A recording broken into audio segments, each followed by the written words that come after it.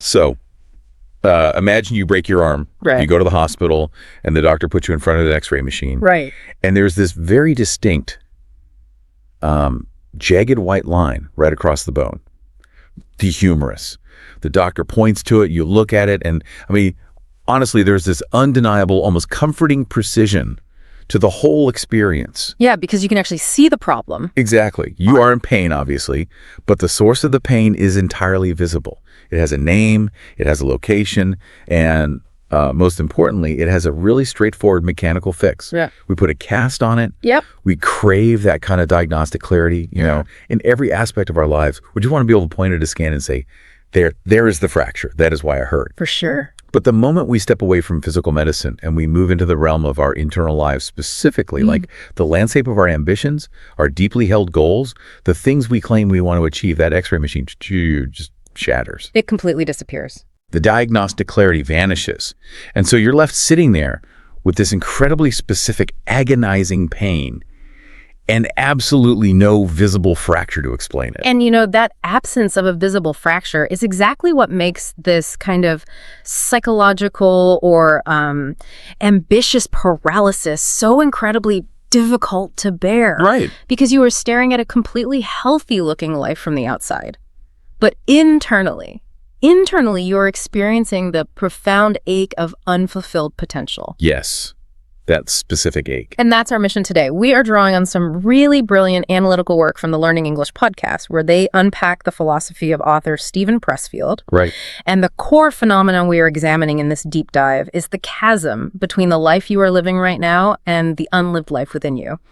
That specific project you just keep attaching to the word someday. Okay, let's unpack this. Yeah. Because we really need to define the exact nature of this ache you're talking about. Absolutely. Because, I mean, this isn't just some vague floating anxiety. Yeah. It's not a general dissatisfaction with the state of the world.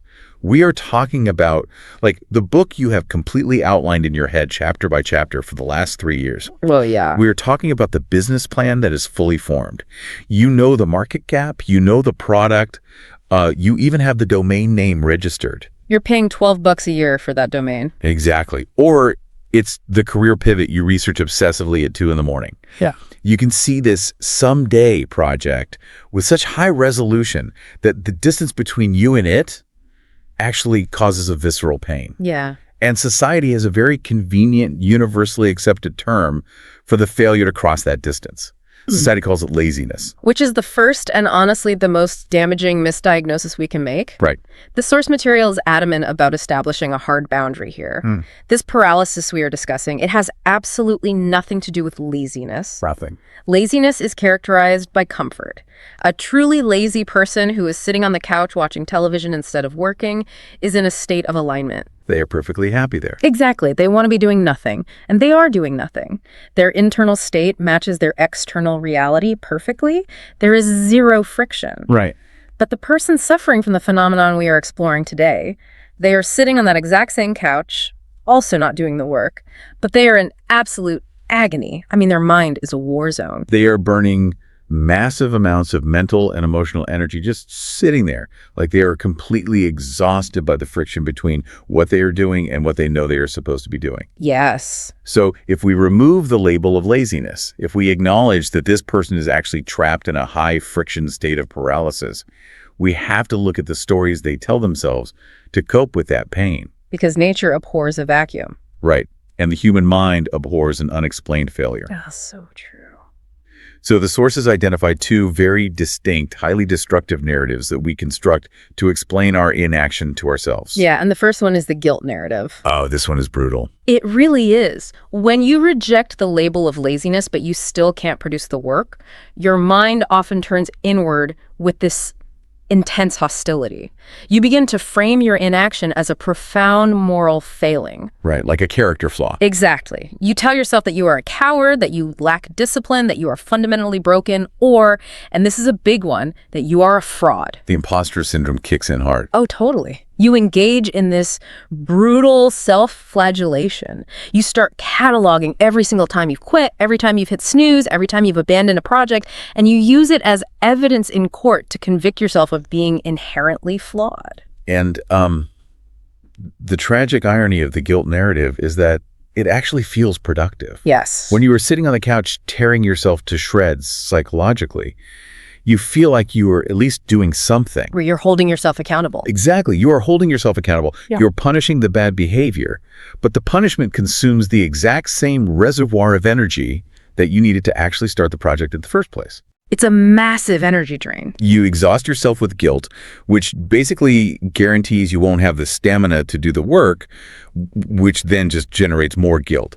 It is this perfectly sealed, self-sustaining loop of absolute misery. It's exhausting just talking about it. It really is. Yeah. But then there is the second narrative, which kind of drops the stick and picks up a very deceptive carrot. Right, the patience narrative. Yes. And this one is actually far more insidious because it masquerades as wisdom. It looks like maturity. It looks so responsible. It does. Instead of attacking yourself, you soothe yourself with the illusion of timing. You tell yourself that you aren't procrastinating. Oh, no, you are simply waiting for the optimal condition. The timing just isn't right. Exactly. You say, I need to build a slightly larger financial safety net before I start the business. Or, I need the children to be just a little bit older and more independent before I write the book. Right. I need to finish one more certification course before I apply for that massive career pivot. You convince yourself that you are actively preparing for a future moment when you will be perfectly positioned to execute. You essentially fall in love with the optimized future you. Yes. The future you who wakes up flawlessly at 5 a.m., who never experiences brain fog, who has absolute financial security, and who possesses infinite emotional bandwidth. That person doesn't exist. They do not exist. Nah. But the source material delivers a completely ruthless insight here. Both of these narratives, the brutal guilt and the comforting patience, they feel like absolute undeniable reality when you are living inside them. They feel so real. But they are completely false. They are fundamentally incorrect diagnoses of the underlying condition. Yeah, they are mechanisms of distraction. Whether you are obsessed with how flawed you are in the present or you're obsessed with how perfect conditions will be in the future, the functional result is exactly identical. You do nothing. You do nothing. You are entirely disconnected from the act of doing the work right now. So if we accept the premise that you are not uniquely broken, and you are not just waiting for the stars to align, the diagnostic landscape shifts entirely. We are forced to look for the actual root cause of the paralysis. And this brings us to the core of Pressfield's work. Exactly. Here's where it gets really interesting. Because Stephen Pressfield's framework, which the source material relies heavily on, forces a total paradigm shift. It takes the problem out of your internal character flaws and it externalizes it. Right. Between the life you are living and the unlived life you are agonizing over, there is an obstruction. But it is not a passive wall that you just have to be stuck behind. It is an active, aggressive, repelling force. And Pressfield gives it a formal name. He calls it resistance, with a capital R. Yeah, and the capitalization is not just stylistic. It's a deliberate personification. Naming it resistance elevates it from a mere psychological symptom to an active antagonist. Like a villain. It's exactly like a villain. The text argues that every single time you attempt an action that rejects immediate gratification in favor of long-term growth or health or integrity, resistance wakes up. It's an automatic response. It is. It is a force that actively pushes back against any attempt to move from a lower level of functioning to a higher level. When you sit at your computer to begin typing your manuscript, the overwhelming desire to get up and clean your kitchen isn't just a lack of focus. Right. It is resistance actively repelling you from the keyboard. Okay, but let me push back on this for a second. If I look at this from a purely evolutionary and neurobiological standpoint, the brain is fundamentally wired for calorie conservation and risk avoidance. Sure. The amygdala is constantly scanning for threats, and the entire system is basically optimized to keep us in familiar, safe, low-energy environments. That's biology. Right. So when I decide I want to write a novel, which requires a massive sustained expenditure of metabolic energy with absolute zero guaranteed reward, my brain essentially hits the emergency brakes. It floods you with cortisol. Exactly. It floods me with cortisol to stop me from wasting precious resources. So why do we need to conceptualize this as some mystical capital R force? Isn't this just our own evolutionary hardware doing exactly what it was programmed to do over millions of years? Isn't it just our own brain trying to keep us safe? What's fascinating here is that the evolutionary biology doesn't contradict Pressfield's concept at all. It actually provides the physical architecture for it. Oh, interesting. Yeah, yes. Evolution created the hardware of risk avoidance and energy conservation. But resistance is the software running on that hardware in the modern world. Okay, I like that analogy. If we just label it, my brain trying to keep me safe, we still identify deeply with the resistance. We say, I am doing this to myself. My brain is stopping me. Which leads right back to the guilt. Precisely. Pressfield's framework demands that we externalize it, treating it like a fundamental law of physics. Think of it like gravity. Gravity. Gravity isn't your legs deciding they want to stay attached to the floor. Gravity is a universal, impersonal force that affects all mass equally. Resistance is the psychological equivalent of gravity. Wow. So the moment I try to elevate myself, the moment I try to leave the ground and fly, whether that's starting a business or getting sober or painting a canvas, the psychological gravity immediately pulls against me. Instantly. That framing actually changes everything. Because if I am fighting gravity, I'm no longer the villain in my own story. Right. The guilt narrative completely collapses. I don't feel guilty that I can't spontaneously float in the air, so I shouldn't feel guilty that creating something deeply meaningful is met with an intense downward pull. I'm just experiencing the physics of ambition. Exactly. That realization strips away the moral weight of the struggle. You stop viewing your paralysis as a character defect and start viewing it as an environmental condition. It's just the weather. Yes, it's just the weather. But, and this is important, the source material is quick to deliver the sobering reality of this framework. Right, there's bad news. There is bad news. Externalizing the enemy does not neutralize it. In fact, understanding that resistance operates like a law of nature brings a very grim realization. It has one singular function, which is to keep things exactly as they are. And it never, ever fatigues. Never. It doesn't sleep, doesn't take vacations, and it really doesn't care if you had a rough childhood or a bad day at work. It doesn't care at all. The text mentions that people who have been professional creators for decades, people who have written dozens of best-selling books or launched multiple successful companies, they still face this exact same force every single morning. Yeah, because we harbor this deeply ingrained fantasy that success is a finish line we cross. Oh, totally. And we think once we cross it, the struggle just evaporates. We think that the amateur is terrified and paralyzed, but the seasoned professional just glides into their studio on a cloud of inspiration. Right, we think they have it all figured out. But the text destroys that illusion completely. The Pulitzer Prize-winning author waking up to write their 20th book feels the exact same crush of resistance, the exact same desire to abandon the project as the amateur trying to write their very first sentence. Because the force of gravity does not decrease just because you have successfully jumped over a hurdle 100 times before. Exactly. It is a constant. Okay, so if the enemy is this unrelenting, and if it's going to be fighting us every single day until the end of our lives, we have to understand its anatomy. We have to know how it works. Right. We need to know exactly how it operates, because if it was just a blunt force, we could brace against it. But the source material points out that resistance is incredibly sophisticated. Its primary mechanism of attack isn't overt hostility. No, it's deception. It doesn't scream at you to destroy your life. Right. It speaks to you in the most dangerous voice possible, which is the voice of reason. Resistance never presents itself as an antagonist. It adopts the persona of a cautious, deeply rational friend who just wants the best for you. It uses your own intellect against you. Like, oh, you shouldn't write that chapter today because you only got 6 hours of sleep and the work will suffer.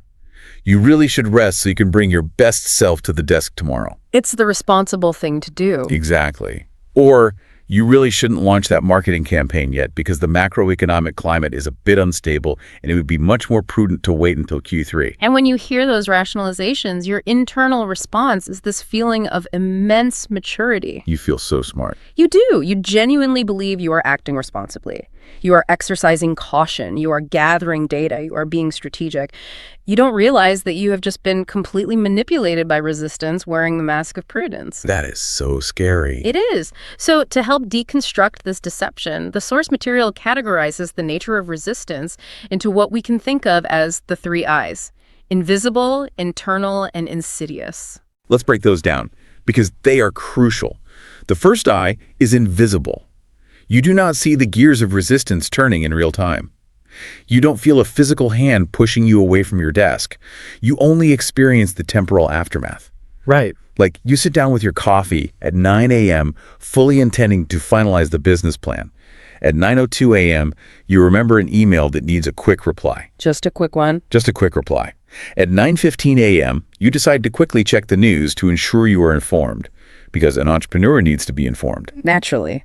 At 10:30 a.m., you are deep into researching a completely tangential topic that you've convinced yourself is relevant context. You only realize resistance was in the room when you look at the clock at 3 p.m. and realize the entire day has been vaporized. It operates completely in the blind spots of your attention. You only ever see the destruction it leaves behind, never the act of destruction itself. Which leads directly to the second I, which is internal. And this is perhaps the most difficult concept for people to integrate.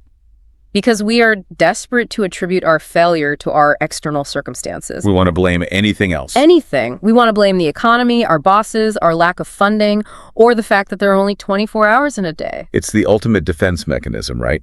If I had the trust fund, if I had the connections, if I didn't have a soul-crushing commute, then I would build the dream. Yeah. It places the locus of control entirely outside of ourselves. And the source material addresses this head-on by pointing to a historical and sociological reality.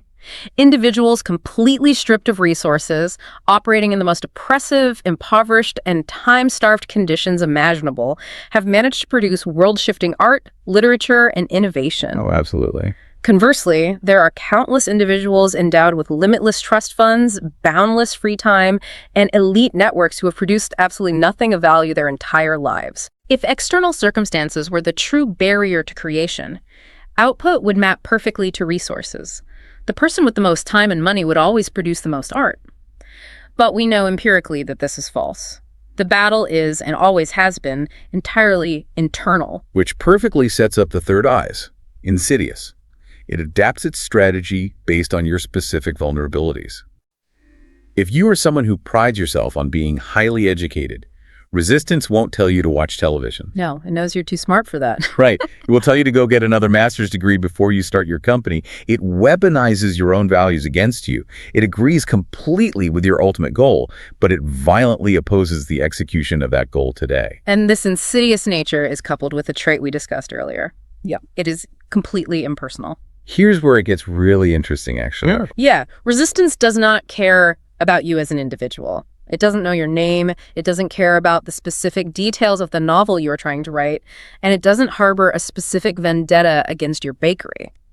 It is simply a law of nature that pushes back against the act of creation. And this is deeply tied to a concept in the text that I found absolutely mind-blowing. The rule of proportionality. Oh, this is so important. The idea that resistance doesn't just apply a flat rate of pressure to everything you do. Not at all. The rule of proportionality is arguably the most valuable diagnostic tool Pressfield provides. The principle states that the amount of resistance you experience is directly proportional to the importance of the action to your soul's evolution. So let's really map this out. If I'm sitting in my office and I have two tasks in front of me, task A is reorganizing my entire digital filing system, color-coding all my folders, and deleting old emails. Very satisfying. Very satisfying. Task B is writing the first page of a screenplay that I've been dreaming about since I was a teenager. Resistance doesn't just treat both of those tasks equally. In fact, resistance will actively cheerlead for task A. It will give you energy for it. Exactly. It will supply me with boundless energy and hyper-focus to color-code those folders, because reorganizing my files does not evolve me. It does not threaten the status quo. It is safe, sterile motion. Exactly. Reorganizing the files carries no risk of public failure, no vulnerability, and no potential for profound personal transformation. But writing the first page of that screenplay? That's terrifying. That is an act of extreme vulnerability. It is an attempt to manifest something entirely new into the world. It is a direct threat to the inertia of your current life. Therefore, resistance will marshal an overwhelming, terrifying amount of force to stop you from writing that page. It will hit you with brain fog, sudden exhaustion, intense self-doubt, and phantom anxieties. Okay, if we extrapolate this, the implications are staggering. We usually interpret intense fear and resistance as a warning sign. Like a stop sign. Right. When we feel paralyzed by a project, we think our intuition is telling us, don't go this way, it's dangerous, you aren't ready, this is a mistake. But the rule of proportionality flips that entirely. The paralysis isn't a warning sign, it's a compass. It is a compass pointing precisely toward your true north. The very fact that you are terrified to start the project is the empirical proof that the project is vital to your growth. Yes. If you didn't care about it, if it didn't have the potential to completely change your life, resistance wouldn't bother fighting you over it. So the fear isn't evidence of your inadequacy, it's evidence of the project's magnitude. If you are ever confused about what you should do next in your life, you just have to look for the thing that generates the most terrifying amount of resistance. That is the exact thing you must do. The compass analogy is perfect because it gives the listener a functional tool to navigate the dark. But, knowing the direction of true north is only half the battle. Right, you still have to walk. You still have to walk the terrain. And the terrain is heavily booby-trapped. Resistance isn't just a nebulous cloud. It manifests in very specific, highly recognizable behavioral patterns. The source material outlines 5 primary masks that resistance wears to disguise itself in our daily lives. And these are universal? They are not creative, bespoke traps designed just for you. They are a universal playbook. Let's strip the masks off one by one, because everyone listening is going to recognize themselves in at least one of these. Without a doubt. The first mask is procrastination, but the text is very specific here. This isn't the blatant, permanent kind of procrastination where you say, I surrender, I'm never doing this. No, because resistance understands human psychology. If it demanded that you permanently abandon your deepest dream, your soul would revolt. The pain of absolute surrender would be too sharp, and you would likely fight back out of sheer desperation. Right. So resistance uses a much softer, highly sophisticated approach. It doesn't ask you to quit. It just asks you to wait. I'll start Monday. The classic. It's the most seductive lie we tell ourselves. Today is chaotic, I didn't sleep well, the house is a mess, I will use the weekend to reset, and Monday morning, I am going to execute perfectly. And resistance is thrilled with that negotiation because resistance only operates in the present tense. It only ever needs you to delay today. Just for today. If it can convince you to wait until tomorrow, it has achieved 100% of its goal for the current 24-hour cycle. When tomorrow arrives, it simply runs the exact same script again. It uses the promise of a perfect future execution to completely neutralize any action in the present.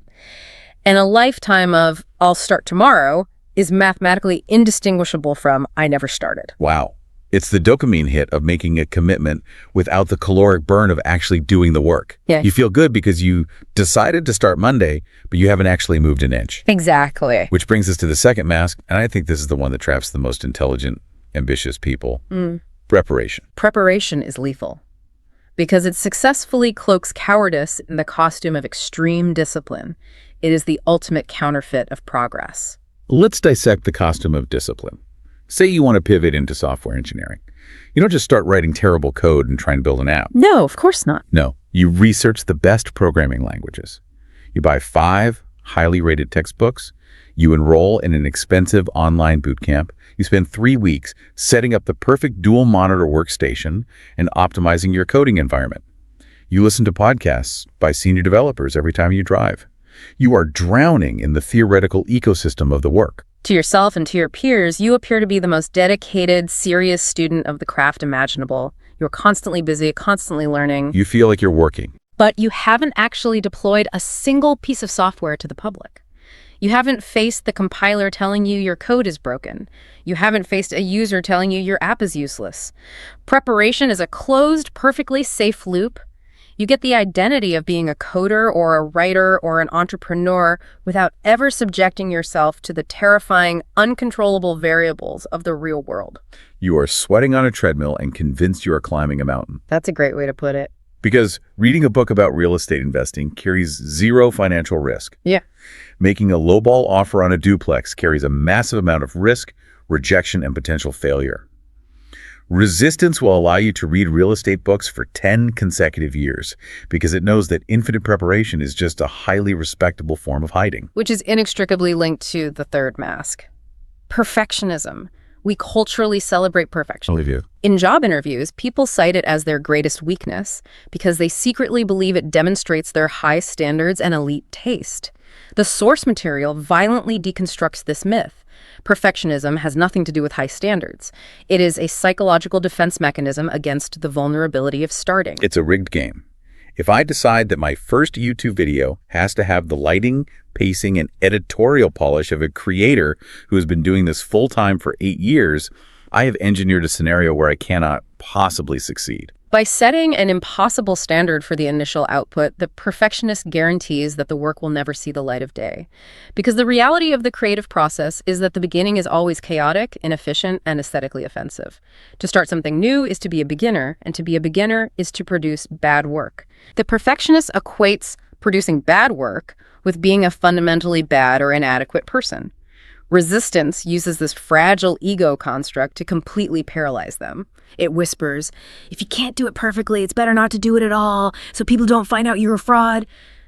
And so the canvas remains blank. The ego survives, but the dream dies. Exactly. Okay, the fourth mask requires us to look in a very uncomfortable mirror.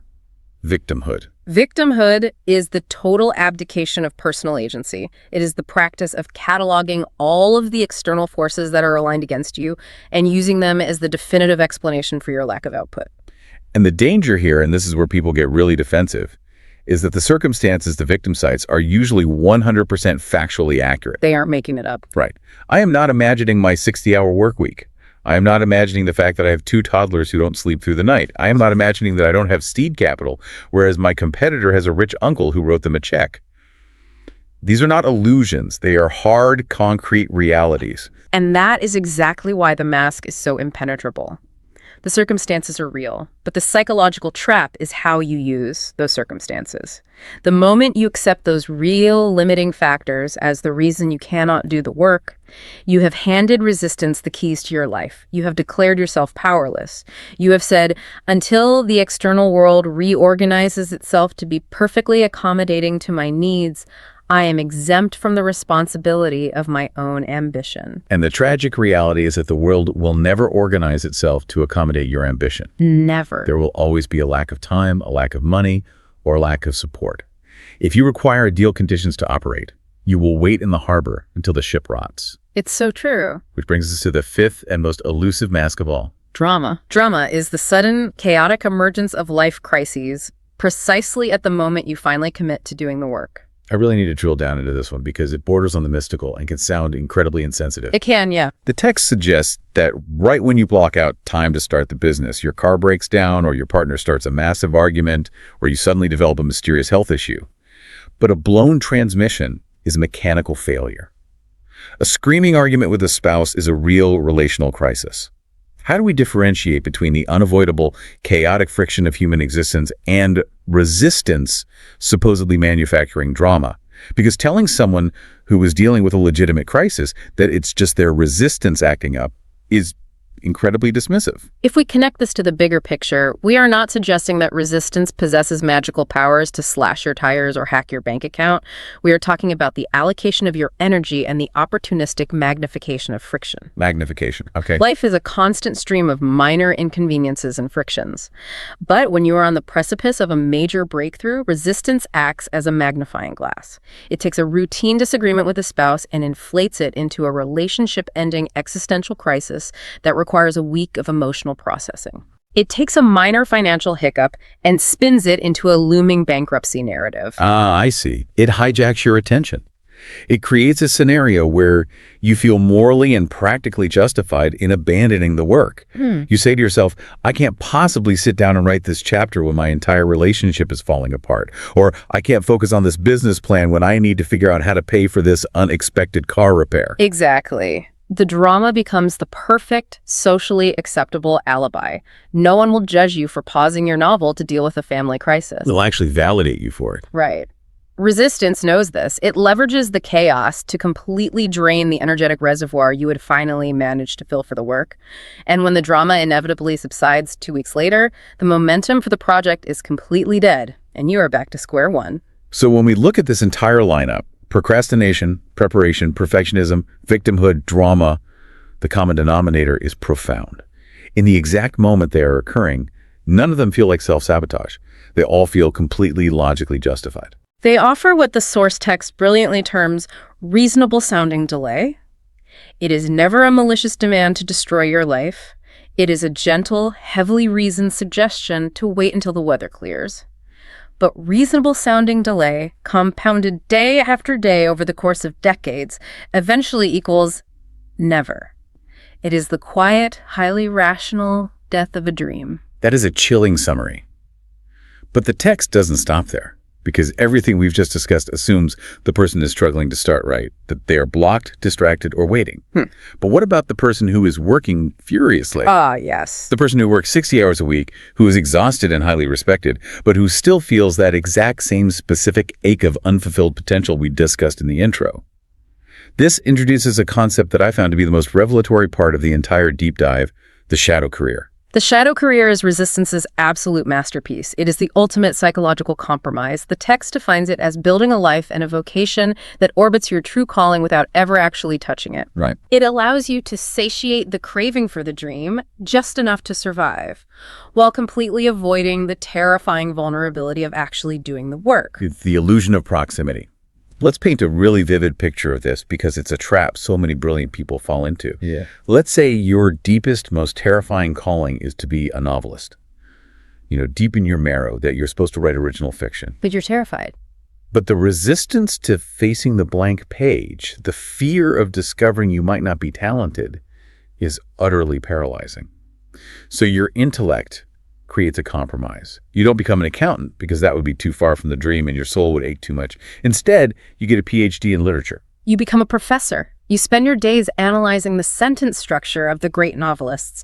You write thousands of pages of academic critique about novels. You surround yourself with books. You attend literary conferences. You are respected in the literary world. You have successfully built an entire identity adjacent to the dream. Or, you want to be the entrepreneur in the arena. You want to build the disruptive startup. But the risk of financial ruin is too terrifying. So you go to a top-tier business school, you get your MBA, and you become a management consultant. A classic shadow career. Yes. You fly around the country, walking into other people's companies, looking at their financials, and giving them beautifully formatted PowerPoint presentations on how they should run their businesses. My favorite analogy for this, and it captures the tragic comfort of it perfectly, is the lobby of a skyscraper. Ooh, yes. Tell them about the lobby. Your dream, your true calling, is happening in the penthouse on the 100th floor. The shadow career is getting a job managing the lobby. You are in the right building.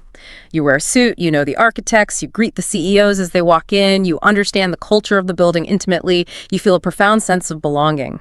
But you never, ever get in the elevator and go up to the penthouse to do the actual work yourself. Because if you stay in the lobby, you are insulated from the ultimate failure. If the consultant gives advice and the startup goes bankrupt, it was the founder's failure, not the consultant's. Right, the consultant still gets paid. The consultant still collects their fee. If the literary critic writes a scathing review of a novel and the novel flops, the critic's career is unharmed. The shadow career provides the aesthetic of the dream with 0% of the existential risk. But the toll it takes on the psyche is immense. The text is absolutely uncompromising on this point. The mandate is to stop doing the thing around the dream. The comfort of the lobby is a slow poison. It drains your vital energy into adjacent tasks, ensuring you never build the momentum required to get in the elevator. The realization that you are in a shadow career is often the most painful yet necessary awakening a person can have. Because to cure it, you have to dismantle the identity you've built. You have to step down from being the highly respected, well-paid consultant and become the terrified, confused amateur founder. Which perfectly pivots us to the final critical transition in the source material. We've spent an enormous amount of time diagnosing the pathology. We know the name of the enemy. We know its masks. We see the trap of the shadow career. But diagnosis is not a cure. How do we actually fight a war against an invisible, universal law of nature that operates inside our own minds? The antidote, according to Pressfield's philosophy, relies on a fundamental, total shift in identity. It is moving from the archetype of the amateur to the archetype of the professional. And we must immediately strip the financial and societal connotations away from those words. The text is not talking about W-2s, salaries, or board certifications. Not at all. You can be a billionaire who behaves entirely like an amateur, and you can be a struggling artist living in a studio apartment who embodies the absolute essence of the professional. The distinction lies entirely in your psychological orientation to the work itself. So what is the dividing line? The core distinction the text draws is how these two archetypes handle their internal emotional state. The amateur waits for inspiration, the professional shows up regardless. The amateur operates under a romanticized, fundamentally flawed model of creativity and production. They believe that a specific emotional state, feeling inspired, feeling motivated, feeling clear-headed and energized, is a required prerequisite for doing the work. They wake up, they check their internal emotional weather, and they ask themselves, do I feel like writing today? And if the answer is no, If the answer is no, they don't write. They believe the muse must arrive first, and only then can they work. but the professional treats their true calling with the exact same ruthless, non-negotiable obedience that an amateur treats their mundane day job. I mean, the amateur doesn't wake up on a Tuesday morning, check their emotional weather, and say, I just don't feel deeply inspired to go to my accounting job today. I think I'll wait for the muse's spreadsheets to strike. Right. They'd be fired. They get in their car and they go to work because it's a job. The professional applies that exact same blue-collar industrial era mechanism to their art, their business, or their highest ambition. The source material contains a brilliant inversion regarding inspiration. It posits that inspiration is not a lightning bolt that strikes you in the shower, compelling you to run to your desk. Inspiration is a byproduct of friction. The quote that encapsulates this is that the muse only rewards those who are already sitting at their desks working when she arrives. You have to summon the muse through the mechanical act of typing garbage. You don't wait for the feeling to generate the action. You use the action to generate the feeling. Exactly. This psychological shift is operationalized in the text through 3 non-negotiable rules for the professional. Rule number 1, your first hours belong to the work. This is about protecting the most valuable cognitive real estate of your day. The rule dictates that you must secure 2 protected, uninterrupted hours for your deep work before the world is granted access to your attention. But, in the modern landscape, before the world gets access to you is an incredibly high bar. The world demands access the millisecond our eyes open. Which is exactly why the professional builds a fortress around those morning hours.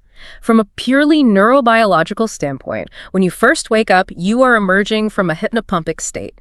Your brain waves are transitioning from theta to alpha, your subconscious is closer to the surface, and your cognitive load is at its absolute baseline for the day.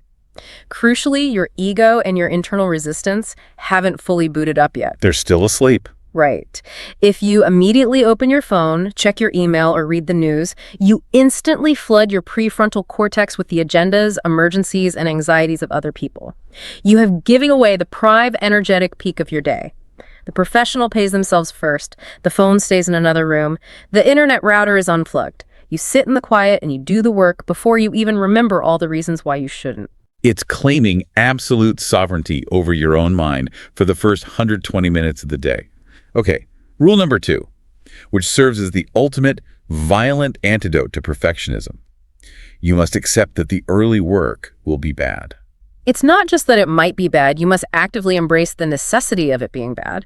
There is a pervasive myth, fueled by the highlights we see on social media, that there is a secret hack, a specific morning routine, or a piece of software that will allow you to bypass the phase of producing terrible work. People think, if I just buy Scrivener, my first draft will read like Hemingway. It is a delusion. The only path to good work is a forced march through a mountain of bad work. The professional understands that creation is fundamentally an iterative process. When you sit down and willingly produce a terrible first draft, a clunky piece of code, or a highly flawed business model, you are actively neutralizing resistance's primary weapon. Because resistance feeds on your fear of looking foolish. Right. When you say, I know this is garbage, I know I look foolish, and I am going to produce it anyway, you strip the enemy of its power. You cannot edit a blank page. You cannot pivot a business that hasn't launched. You cannot refine a painting that hasn't been sketched. The raw material has to be mined from the earth before it can be polished, and mining is an ugly, messy process. Produce the dirt because dirt can be shaped. Nothingness cannot be shaped. Beautifully said. This logic leads directly into rule number 3, which is the structural foundation that holds the entire professional identity together. Remove the daily decision. The human mind possesses a finite amount of willpower, a concept studied extensively as ego depletion. Every decision you make throughout the day, no matter how small, burns a fraction of that willpower. So what does this all mean for how we structure our lives? It means that if you wake up every morning and ask yourself, should I work on my project today? Do I have enough time? Am I too tired? Should I do it now or after dinner?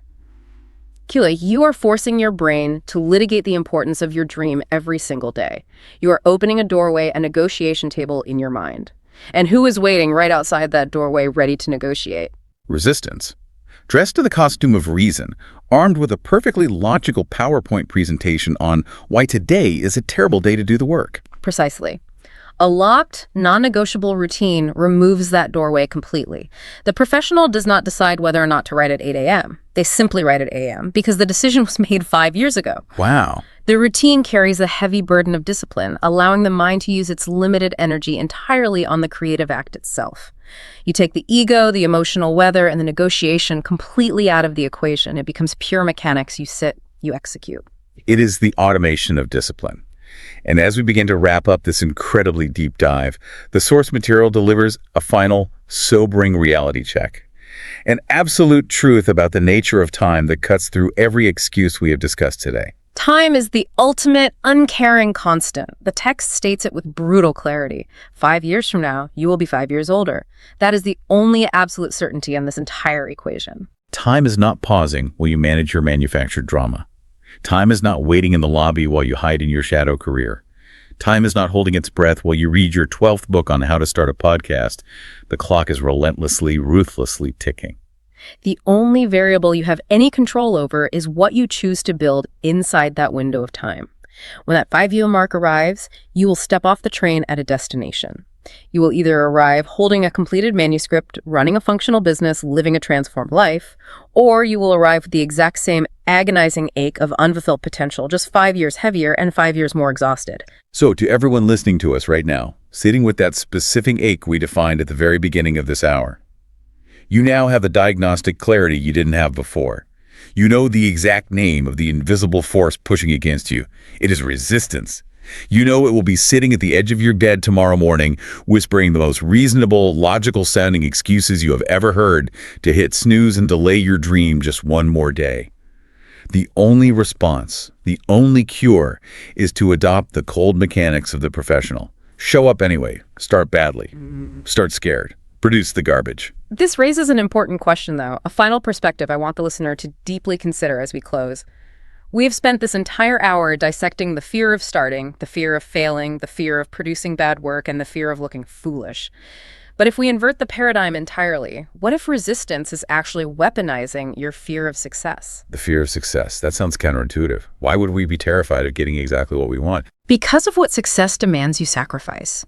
Think about the psychological safety of someday. The fantasy of the unwritten book or the unlaunched business is perfectly safe. It requires no actual effort today. It shields you from all criticism, and it allows you to view yourself as a genius whose potential is simply untapped. It's a safe little bubble. But if you actually sit down, conquer resistance, and succeed in building the thing, you murder the fantasy of someday. You are forced into the brutal, demanding reality of today. If you succeed, you are suddenly visible. You have to maintain the success. You have to endure public criticism. You have to wake up every single day for the rest of your life and carry the heavy burden of being a professional. You lose the warm blanket of your potential, and you are judged purely on your actualized reality. Exactly. So the ultimate provocative question you have to ask yourself is this. Are you truly paralyzed because you are afraid of failing? Or are you secretly terrified of what it will cost you to succeed? Are you terrified of the immense responsibility of your own greatness? That is a staggering thought to end on. The cost of abandoning the safe fantasy for the demanding reality. I want to thank everyone for joining us on this exploration. The goal was to give you the X-ray, to show you the internal mechanics of why we sabotage the things we love the most. I encourage you to look at the project you have been avoiding, point directly at the invisible wall, and name it out loud. The enemy is resistance. The battle is daily, and the cure is simply showing up tomorrow morning. We will see you on the next deep dive.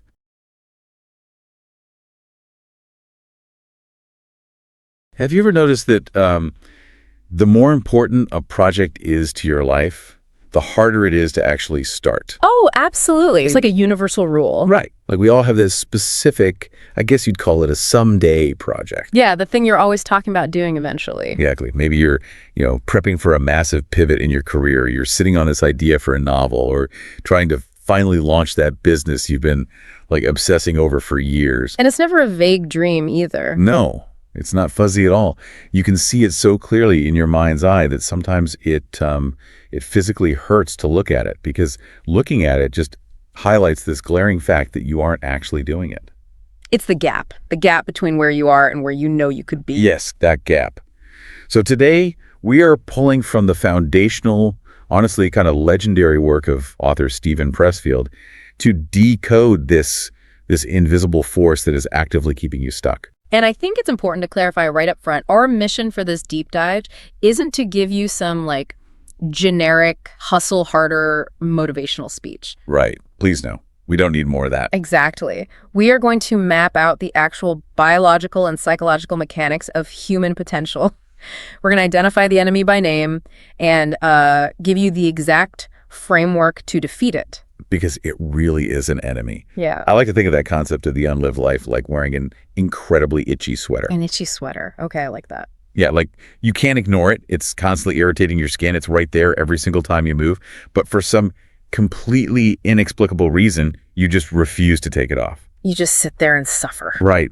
And my immediate reaction, and I honestly bet money, it's the reaction of almost anyone listening right now when they think about that project they've been putting off is self-blame. Oh, 100%. We internalize it immediately. Yeah, I'll sit on the couch on a Sunday afternoon. I'll binge watch, I don't know, a 6-hour documentary instead of writing my business plan. I just think, wow, I'm just lazy. I literally just don't have the discipline. Which is, I mean, that is the fundamental misdiagnosis that keeps people trapped for decades. Wait, really? Because when I sit on the couch instead of writing, isn't that literally just me being lazy? I mean, what else would you call it? Well, Pressfield's work explicitly argues against this idea of laziness. We have to separate the biological reality of laziness from the psychological agony that you're actually experiencing. Okay, break that down for me. So true laziness is characterized by comfort. A genuinely lazy person, like someone who completely lacks ambition or drive, they don't feel the specific ache of unfulfilled potential. Right. They are perfectly content to sit on the couch. The couch is the goal. So they aren't wrestling with like existential dread while watching television. They're just, enjoying the show. Precisely. The fact that you are sitting on that same couch, watching the same show, but feeling absolutely miserable, feeling this deep, persistent ache of guilt that is the ultimate proof that you are not lazy. Wow. Your misery is the irrefutable evidence of your ambition. I mean, if you didn't have a deep soul-level calling to do something greater, the inaction wouldn't cause you any pain whatsoever. That entirely shifts the paradigm. I mean, the pain isn't proof that I'm broken. The pain is, it's like the check engine light proving the engine actually works. That's a perfect way to put it. But because we misdiagnose the pain as laziness, we start spinning all these narratives, right? Yep. To explain why we aren't moving. And the source material outlines 2 very specific false stories we tell ourselves to rationalize the paralysis. Right, and the first one is brutal. Oh, I know it intimately. The material calls it the guilt story. Yeah. The guilt story is a direct attack on your own identity. It's when you label yourself a fraud or a coward or an imposter. I'm just not cut out for this work. Exactly. You tell yourself, well, if I were really meant to be a writer, writing wouldn't be this agonizing. I'd just be doing it. You convince yourself that you are like fundamentally lacking some genetic trait that successful people possess. It's that assumption that people who achieve great things just, I don't know, float out of bed on a cloud of inspiration. Right, that they never struggle with the desire to procrastinate. And so we assume our struggle is this unique personal character flaw. Yes, which is totally false. But if we aren't using guilt, we often pivot to the other extreme, which the source calls the patience story.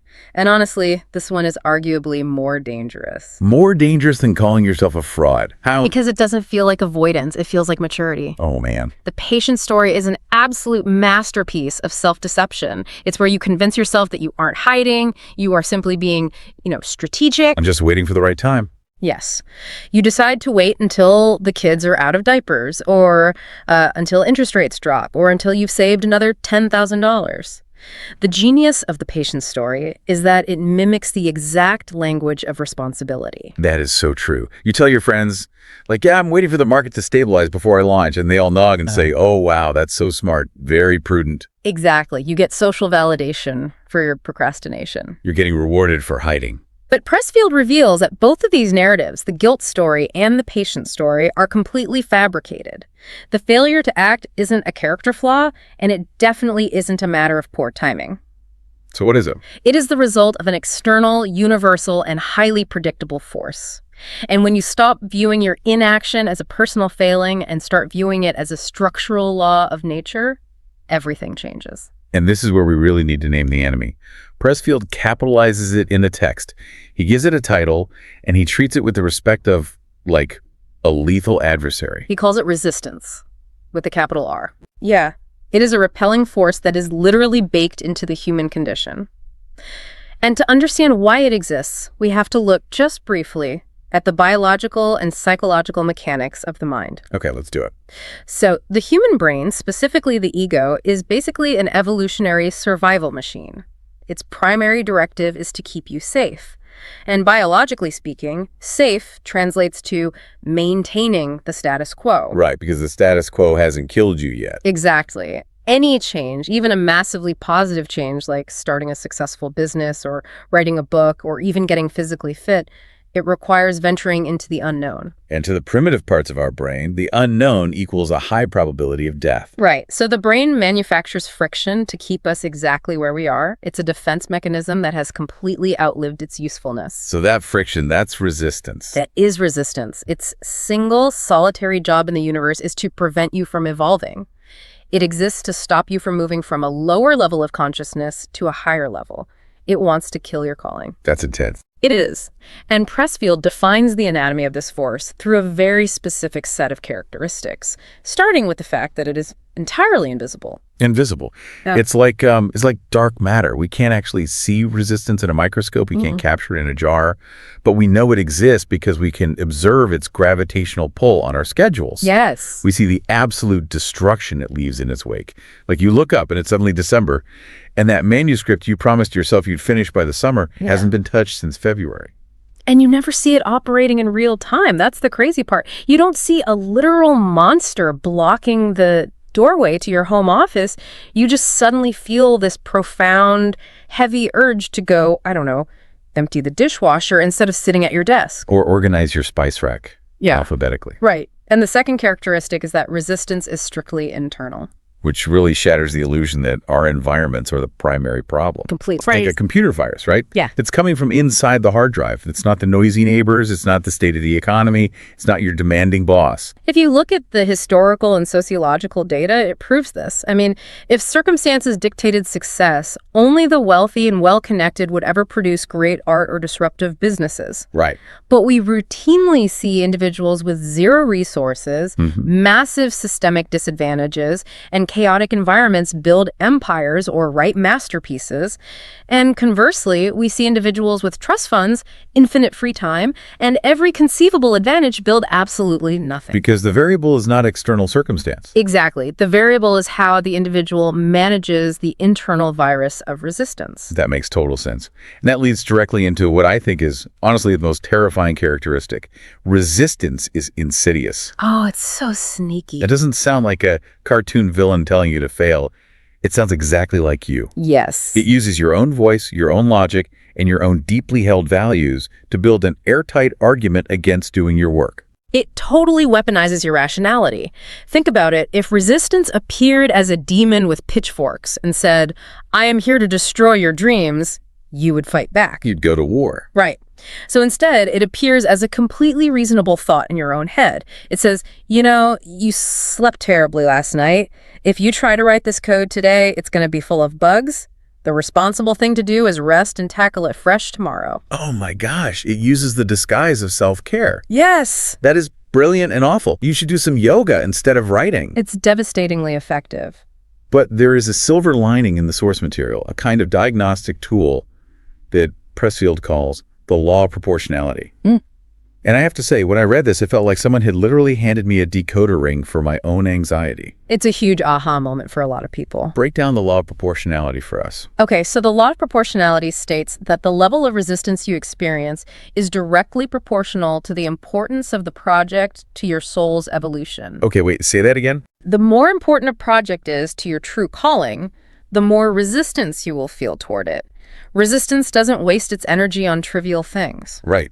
Because if I need to, like, organize my sock drawer or fill out a mindless expense report for work, I don't feel a soul-crushing weight in my chest. I just do it. Right.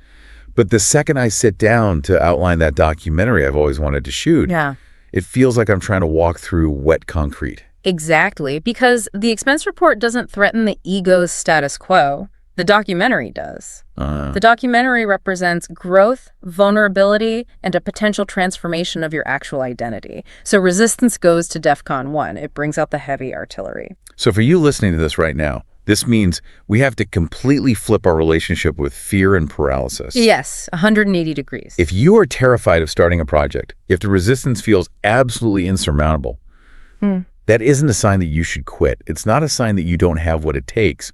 It is the ultimate, irrefutable proof that the project is exactly what you're supposed to be doing. Fear is a compass. The greater the fear, the more certain you can be that you are pointing toward true north. The resistance is pointing directly at your calling.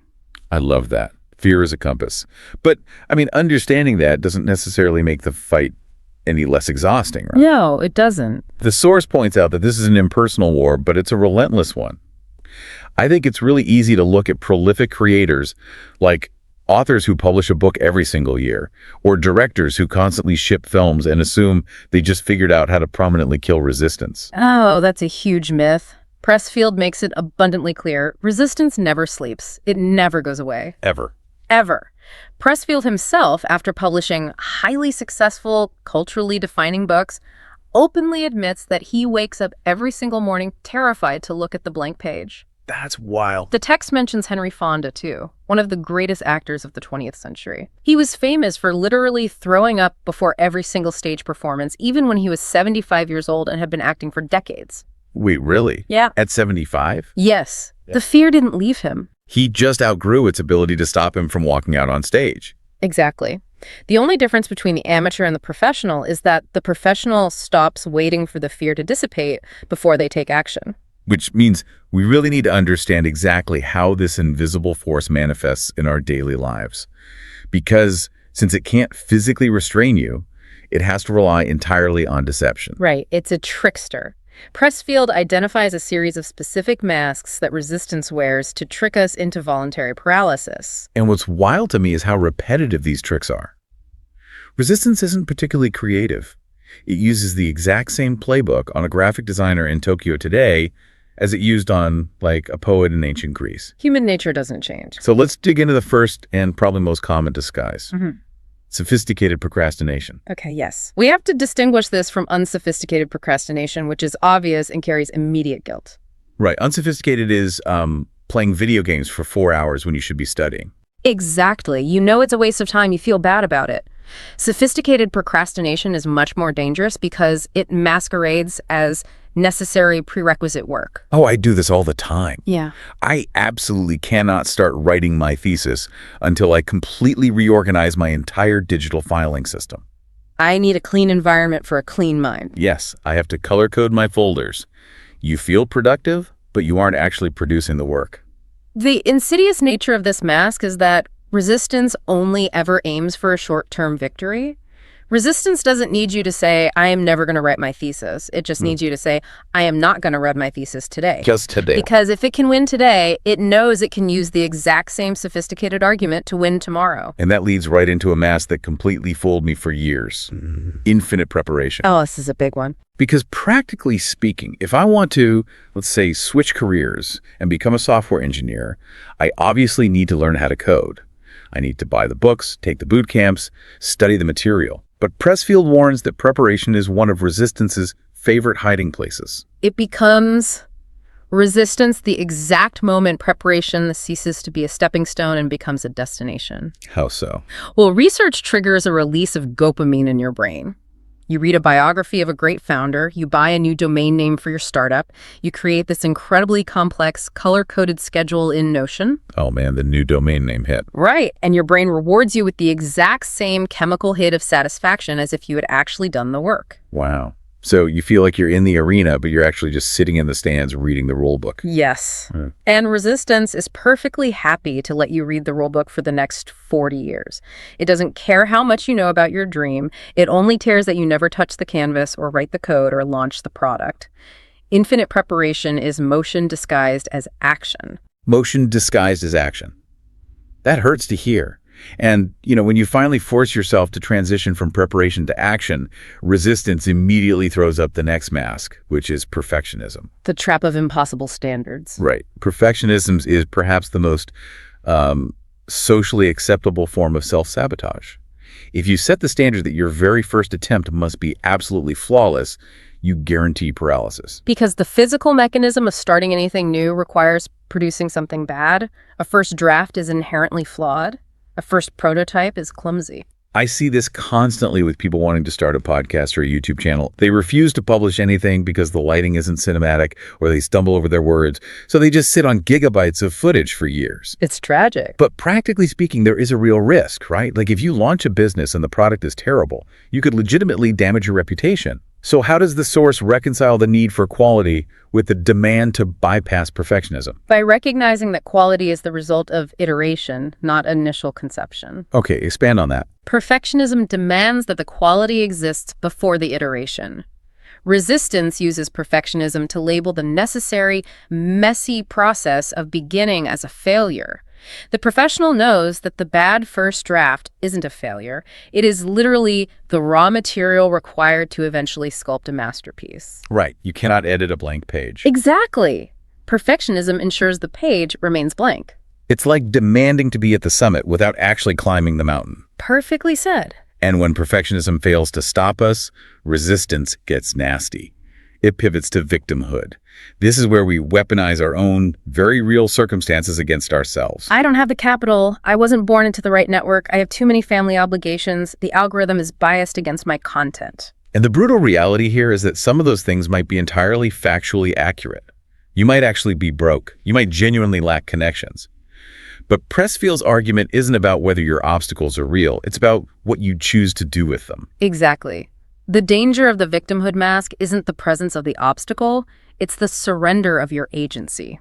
Right. The moment you accept a difficult circumstance as a permanent excuse for inaction, you hand resistance a structural victory. You grant it a lifetime pass. You are essentially saying, because my starting line is further back than someone else's, I am choosing to never run the race. You find comfort in the disadvantage because it absolves you of the responsibility to even try. Yes.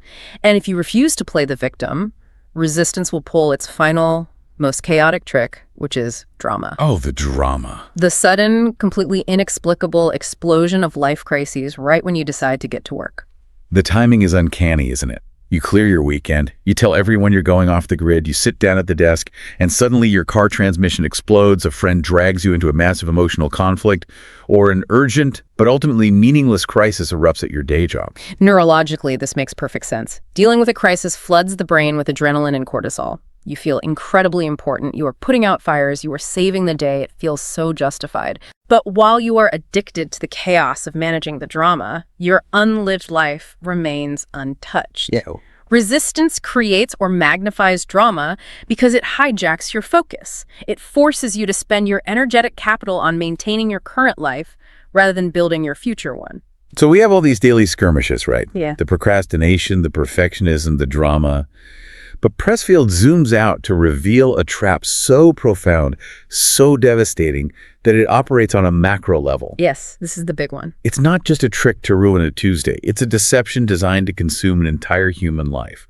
He calls it the shadow career. The shadow career. It's what happens when resistance achieves a total negotiated victory over your life. A negotiated victory. What does that mean? Well, the pain of completely abandoning your soul's calling is too intense to bear, right? If you know you are meant to be an artist and you take a job as, say, an accountant, the psychological dissonance will eventually crush you. You'll be miserable. Right.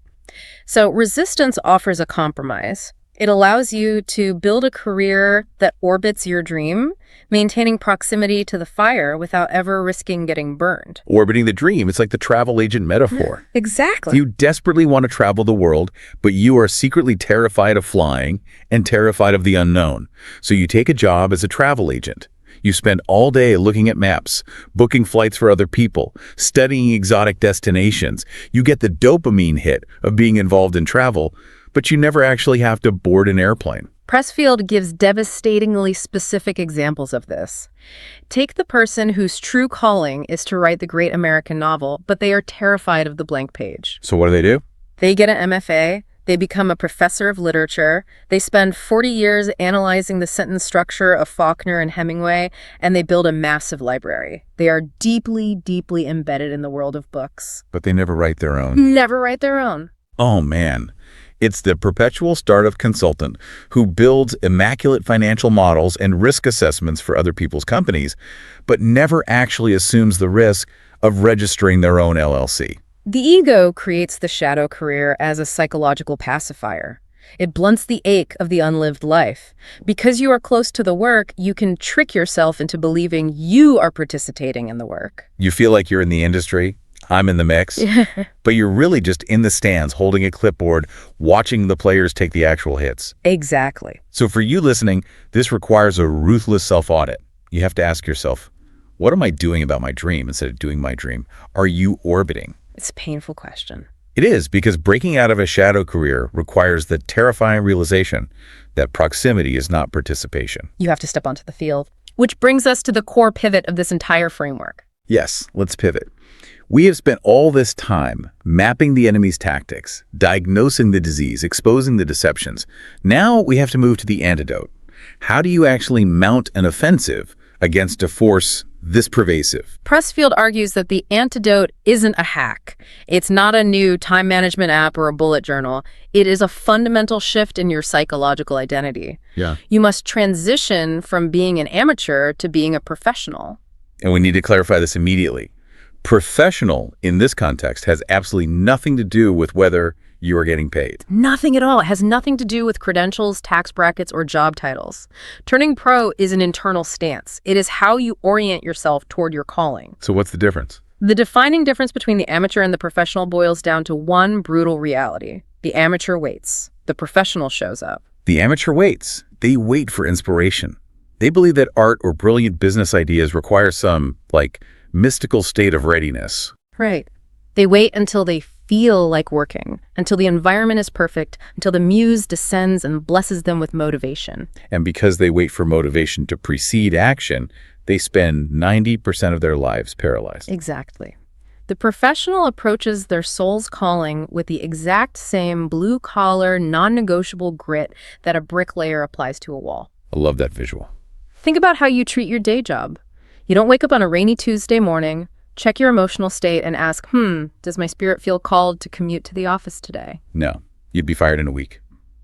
You go because you have to. You apply survival logic to your day job. You show up whether you are tired, grumpy, uninspired, hungover, it doesn't matter. The transition happens when you take that exact same unyielding, non-negotiable logic and apply it to your own dream. The professional sits down at the desk at 8 a.m., they do the work. Regardless of how they feel. Regardless. And Pressfield introduces a fascinating, almost mystical concept here regarding the muse. He argues that inspiration does exist, but it operates on a different plane of consciousness. And the only way to access that plane is to prove to the muse that you are serious. The muse favors the working stiff. Yes. Inspiration comes during the work, not before it.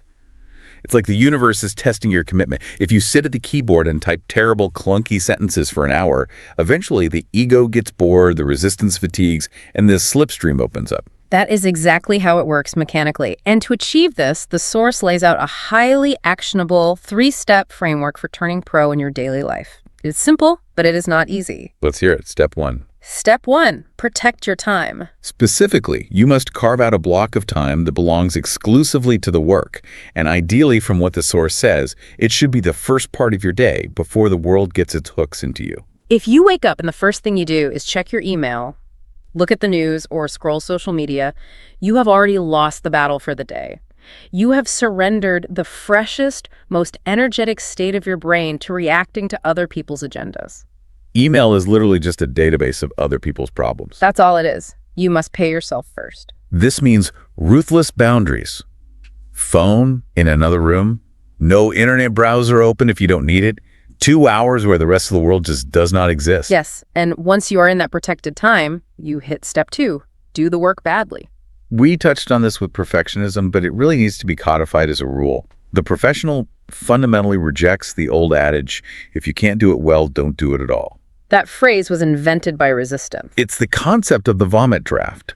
When you are trying to create something out of nothing, the cognitive load is immense. If you try to create and edit simultaneously, the brain just stalls out. You have to separate the processes. The professional understands that producing garbage is a necessary phase of production. It is the toll you pay on the highway to competence. You sit down and you permit yourself to write the worst chapter in literary history or code the clunkiest wireframe imaginable. You bypass the ego's judgment entirely by lowering the bar for entry to the floor. The goal isn't quality. The goal is existence. You just need raw material. Which brings us to the third step, and this is the psychological lock on the door. Remove the daily decision. Decision fatigue. It's a real, measurable neurological phenomena. It is. Every choice you make depletes your willpower. If you wake up every morning and ask yourself, should I work on my project today? You are actively opening the door for resistance to enter the negotiation. Because if you ask the question, resistance is ready with a full PowerPoint presentation on why today is a terrible day to work. You have a slight headache. The dog seems sad. It's raining. The professional eliminates the question entirely. The routine is locked in stone. I write every day from 7 a.m. to 9 a.m. It is as automatic as brushing your teeth. Right. You don't debate whether to brush your teeth. You just execute the protocol. By removing the decision, you starve resistance of the oxygen it needs to form an argument. You take willpower out of the equation. So we have the complete battle plan. Yeah. We know the anatomy of resistance. We know it's mass procrastination, perfectionism, drama. We know how to spot the shadow career. And we know how to turn pro, protect the time, do it badly, remove the decision. Yes. But, nobody willingly walks into a daily, lifelong war without a deeply compelling reason. Mm-hmm. If resistance is pushing us down, what is the counterbalance? What is pulling us forward? This is where we move from the mechanics of the fight to the meaning of the fight. The counterbalance to resistance is the calling. The calling. It is the voice of the self, or the soul, demanding that you reach your full potential. It's the unlived life we talked about at the very beginning, the itchy sweater. Exactly. And understanding the difference between resistance and the calling requires paying close attention to how they communicate. There is a fundamental difference in their volume and their frequency. Resistance is born of the ego, and the ego is terrified. Therefore, resistance shouts. Oh, it is incredibly loud. It uses urgent, emotionally volatile language. It screams at you. If you publish this, you'll be ruined. Everyone will laugh at you. You were throwing your life away. Right. It demands absolute, immediate compliance through fear. It acts like a fire alarm. But the calling. The calling, because it comes from a deeper, more grounded place of truth within you, does not need to shout. The calling whispers. I love that distinction so much. The calling whispers. It speaks in persistent curiosities. It is the quiet obsession that you just can't shake year after year.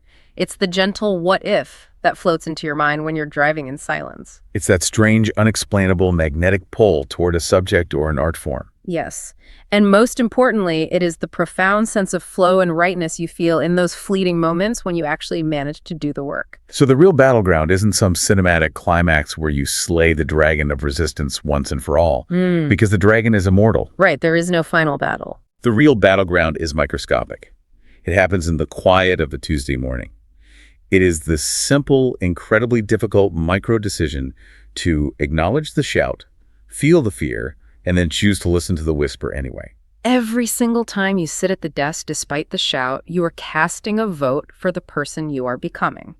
And what really strikes me about Pressfield's philosophy is how it redefines the concept of the reward.